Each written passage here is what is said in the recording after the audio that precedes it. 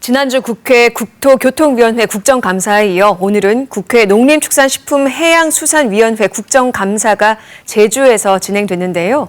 오늘 국감에 나섰던 제주시 을 지역구 오영훈 의원과 이야기 나눠보겠습니다. 안녕하십니까? 네, 안녕하십니까? 네, 반갑습니다. 네. 바쁘신 와중에 이렇게 함께해 주셔서 고맙습니다. 네, 감사합니다. 네, 요즘 많이 바쁘시죠? 네, 국정감사가 계속 진행되고 있고요. 예. 지금 지난주에 반환점을 돌아서 이제 막바지를 향해서 가고 있는 것 같습니다. 네. 국정감사 이외에 좀 최근 근황이 어떤지 좀 여쭙고 싶은데요. 국정감사 때문에 이제 쭉 준비를 정기국회 본회의가 개의되면서 시작을 해왔고, 네. 다소 생각보다는 조금 늦은 감이 있지만 국정감사를 좀 잘 마치고 나면 이제 또 바로 예산 심의에 또 들어가기 때문에 제주도와 관련된 현안 문제 해결에 좀 더 도움이 될 수 있는 의정 활동을 준비하고 있다는 점 말씀드립니다. 네, 국정감사 최근 원희룡 지사의 정치적 행보가 도마 위에 오르기도 했습니다. 네네. 여기에 대한 의원님 생각이 궁금한데요.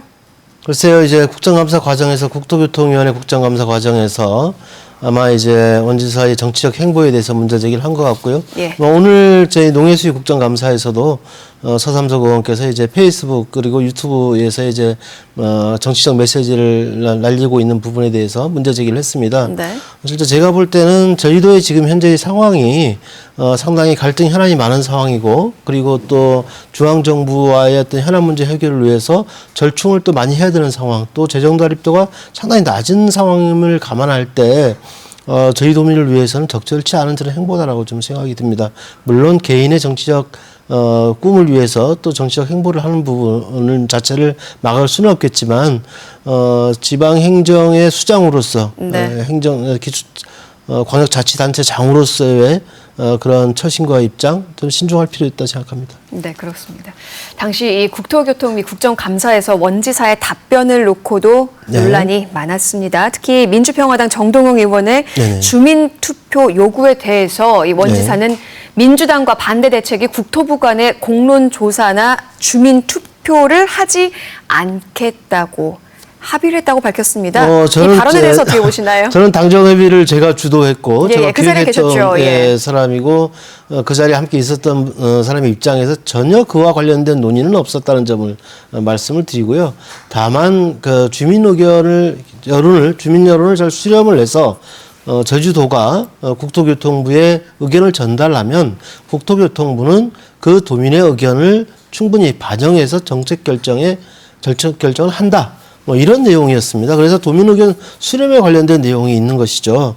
즉 도민 의견 수렴이라는 것은 저는 공론조사의 하나의 방법이고 여론조사도 하나의 방법이고 주민투표도 하나의 방법일 수 있다고 생각합니다. 즉 여러 가지 지혜를 모아서 적절하게 도민이 공감할 수 있는 방법으로 여론 수렴을 할 수 있다면 저는 충분히 대안이 될 수 있다 생각합니다. 네. 오늘 국정감사 이야기 해보겠습니다. 제주에 워낙 여러 가지 현안들이 있지 않습니까?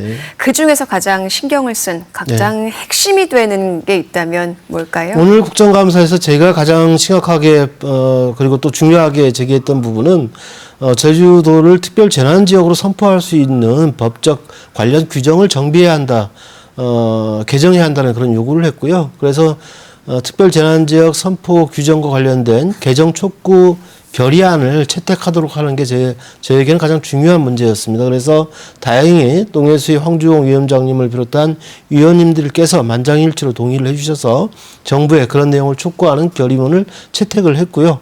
아마 이제 오늘 결의문이 채택됐기 때문에 정부 측인 농식품부와 그리고 행정안전부에 이와 관련된 입장이 전달될 것이고, 그리고 관련 규정 개선이 이루어질 수 있는 중요한 단초를 연 게 아닌가 이렇게 생각을 합니다.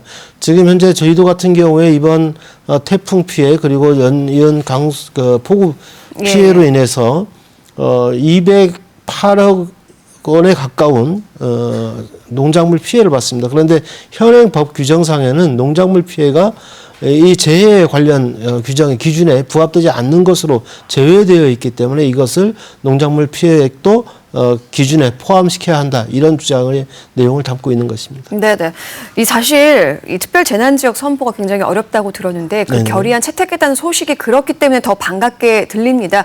그렇다면 이제 재난지역 선포, 특별 재난지역 선포에 좀 더 가까이 갔다고 볼 수 수 있을까요? 지금 이미 이번 태풍과 관련해서는 특별 재난 지역 선포가 이미 이제 정부 차원에서 발표가 있었고요. 예. 저는 지금 당장 그 관련 규정이 개정된다 하더라도 저희도에 또 적용하기는 상당히 어려운 측면이 있습니다. 그래서 네. 저는 재난 지역 선포에 준하는 피해 지원 대책을 정부가 책임 있게 좀 나서야 한다라고 보고 있고요. 그래서 지금 현재 정부가 제주도가 요구하고 있는 농식품부에 200억 원의 경영 안전 자금을 이제 요청을 하고 있습니다. 예. 이런 부분들이 우선적으로 좀 진행되어지고 또 제주도가 추진하고 있는 각종 지원 대책에 정부가 농식품부를 비롯한 정부가 지원 대책을 협력해 준다면 저는 일정 정도 문제 해결에 도움이 된다 생각합니다. 네, 그러니까 국가에서 좀 정부에서 네. 빨리 지원을 해달라 네. 이런 말씀이시죠. 제주의 이 4개 농가를 비롯해서 전국 농가에 재난지원금 네. 그리고 재해보험금이 이중으로 지급됐다고 네네. 하는데 네네. 이 둘 차이가 무엇이고 왜 이런 일이 벌어진 겁니까? 재난지원금은 그 행정안전부가 전국적으로 대한민국 국민들의 재난이 닥쳤을 때 재난지원금을 통해서 국비에서 전액 지원을 해주는 제도를 말하고요. 농작물 재해보험이라는 것은 농민들이 농작물을 재배하는 과정에서 만약에 이게 재해를 입었을 때 피해를 봐야 되기 때문에 보험에 가입해서 그 보험금으로 그 피해를 최소화하는 대책을 마련하는 제도가 되겠습니다. 그래서 양쪽 부처가 다른 것이죠. 행정안전부와 또 농식품부가 진행하는 부처가 다른 것이고요. 그리고 뭐 예를 들어서 농작물 같은 경우는 대파비라든가 네. 농약비라든가 이런 부분들이 재난 그 지원금에서 이제 지급이 되게 되는 것이고, 보험 같은 경우에는 예를 들어서 최근에 이제 농작물 재해보험 품목으로 지정된 당근이나 무 같은 경우에 피해를 당했을 때 그 피해 당한 금액에 준하는 보험금을 지급하는 방식이라고 할 수 있습니다. 그런데 지금은 이걸 통합해서 연계해서 확인을 할 수 있는 절차를 마련했어야 되는데 네. 그런 확인 절차가 시스템이 마련되어 있지 않기 때문에 약간의 이런 누수 현상이 발생하고 있다고 보여지고요. 네. 그리고 또 농가들이 피해 신청을 할 때 읍면동 사무소에서 이 신고를 할 때 이 두 가지 보험과 재난지원금에 대한 개념에 대한 이해가 부족한 상황이 있기 때문에 네네. 접수하는 과정에서라도 이런 부분을 좀 명확히 알려드렸어야 하는 건데 그러지 못한 측면도 있는 것 같습니다. 어차피 정부가 제도를 시행했고 또 정부가 그걸 또 환수하는 문제가 있는 것이기 때문에 네. 농민들에게는 두 번 아프게 하는 문제일 수 있다라고 생각합니다. 10월 말까지 통합 시스템을 마련한다고 하니까요. 좀 기다려 볼 필요가 있다고 생각합니다. 그러니까 두 곳을 관장하는 부처가 달랐던 예, 거군요. 그렇죠. 예. 네. 제주 신항만 이야기로 좀 넘어가 보겠습니다. 이 네. 제주 신항만 사업에 2040년까지 3조 원 가까이 네네. 투입될 예정입니다. 탑동 해안 매립지 면적보다 8배나 되는 면적의 해안을 네네. 매립을 해야죠. 네. 환경 훼손 또 어장 피해 보상 문제 등도 시급해 보이는데요. 좀 해결 방안이 있을까요? 일단 지금 정부가 계획하고 있는 내용을 보면 1조 8천억 원을 투자하고 또 민자 1조 4천억 정도를 투자해서 신항만을 이제 건설하겠다는 건데 가장 큰 문제는 저는 크루즈 선석 4선석을 확보하고 그 다음에 여객 선석 6선석이 이제 가장 중요한 내용입니다. 그런데 과연 신항만을 우리가 만들면서 여객선 선석 크루즈를 위한 신항만을 만들어야 한다? 저는 의문을 제기할 수밖에 없다고 봅니다. 제주도민에게 중요한 것은 관광객을 더 오게 하는 문제가 아니라 제주와 그리고 한반도 간의 물류 체계를 어떻게 혁신적으로 바꿔서 제주도민들이 살아가는데 물류비 비용을 어떻게 절감시킬 것인가 네. 하는 그 물류 체계를 혁신시키는 시스템이 돼야 되는 거죠. 그럼 그 속에서 가장 핵심적인 분야가 바로 저는 화물선석이라고 보고요. 화물선석을 그럼 어떻게 확보할 것인지, 그 다음에 지금 현재는 비규격 컨테이너만이 제주항에 있습니다. 이게 국제표준 규격에 하나도 맞는 컨테이너는 단 한 군데도 없는 건데요. 그럼 이 국제표준 절차를 어떻게 발반할 것인지, 이 화물 물류 체계를 어떻게 이 선진 물류 체계 시스템에 맞춰 나갈 것인지, 이 준비 작업에 대한 고민의 흔적이 전혀 보이지 않는다. 현재 네네. 고시 내용만 봤을 때. 그래서 제가 해양수산부에 이 제주 해운 물류 체계 개선을 위한 TF팀을 만들기를 요청을 했고, 최근에 이제 지난달에 만들어져서 킥오프가 되었습니다. 출발을 네. 했기 때문에 새로운 대안이 만들어지고, 그리고 예비 타당성 조사 과정에서 또 기본계획 용역 수립 과정에서 이런 새로운 요구사항이 좀 반영되기를 네네. 기대하고 있고요. 그리고 또 하나의 문제는 이게 예산의 성격과 관련된 문제인데요. 지금 현재 정부 부처, 예산부처, 기획재정부 같은 경우에는 균특 개정으로 이것을 해야 한다라는 이렇게 주장을 하고 있거든요. 예. 그 균특 개정을 하게 되면 신학만에 투여되는 돈이 1조 8천억이나 정부에서 투입돼야 되는데 그럼 다른 부분에 국고 지원이 돼야 될 부분을 잠식할 수 있는 문제가 그렇죠. 있거든요. 예, 예. 그래서 저는 일반 국고 회계 중에서도 특히 교통특별회계에서 교특회계에서 저는 예산 지원이 이루어질 수 있도록 중앙부처와 협의하고 설득하는 과정이 필요하다고 보여지고요. 그런 과정에서 저는 일정하게 그 조정이 필요하다라고 봅니다. 지금 현재 정부가 생각하고 있는 면적 그리고 항만의 어떤 규모 이 부분에 대해서는 좀 재설계할 필요성도 있다 이렇게 말씀드리고 싶습니다. 네네. 그러니까 제주신항 개발이 도민의 이익으로 네. 올 수 있도록 개발을 해야 한다.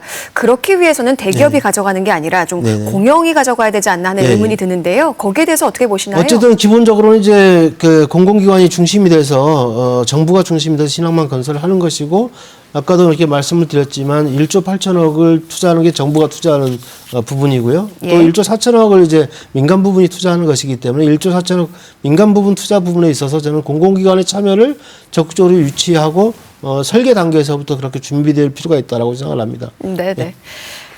제2공항 또 비자림로 4.3 특별법 통과 등 여러 현안들이 산적해 있죠. 네, 갈등 해결이 쉽지 않아 보이기 때문에 더욱더 지혜를 모아야 할 텐데요. 제주 지역 의원으로서 여기에 대해서 좀 한마디 부탁드립니다. 우선 도민 여러분들께서 걱정하시는 많은 현안들이 조기에 해결되지 못해서 그 걱정이 계속 커지고 있는 점에 대해서 안타깝게 생각하고요. 다만 국회의원으로서 국회에서 처리할 수 있는 부분에 대해서 우선적으로 해결해 나가겠다는 말씀을 드립니다. 첫 번째로는 이제 4.3 특별법 연내 통과 그리고 20대 국회 회기 내에 통과를 시킬 수 있도록 최선의 노력을 다하겠다는 말씀을 드리고요. 그리고 지금 또 저희 도민이 가장 또 원하고 있는 사업 중에 하나가 농산물 해상운송 물류비 문제를 국고 지원을 지금 요청을 하고 있는데 오늘도 아마 이제 농해수위 전체 여야 의원들이 적극적으로 협력을 해주시기로 한 만큼 저는 청신호가 켜졌다고 보고요. 그런 문제들을 적극적으로 이번 정기국회 내에 완결 지어 나가면서 다소나마 도민의 걱정을 덜어드릴 수 있는 방향으로 노력해 나가겠다는 말씀 드립니다. 네, 오늘 바쁘신 와중에 직접 출연해 주셔서 정말 감사드리고요. 지역의 이 산적한 현안들 슬기롭게 풀어나갈 수 있도록 앞으로도 애써주시기 바라겠습니다. 예, 고맙습니다. 네, 감사합니다.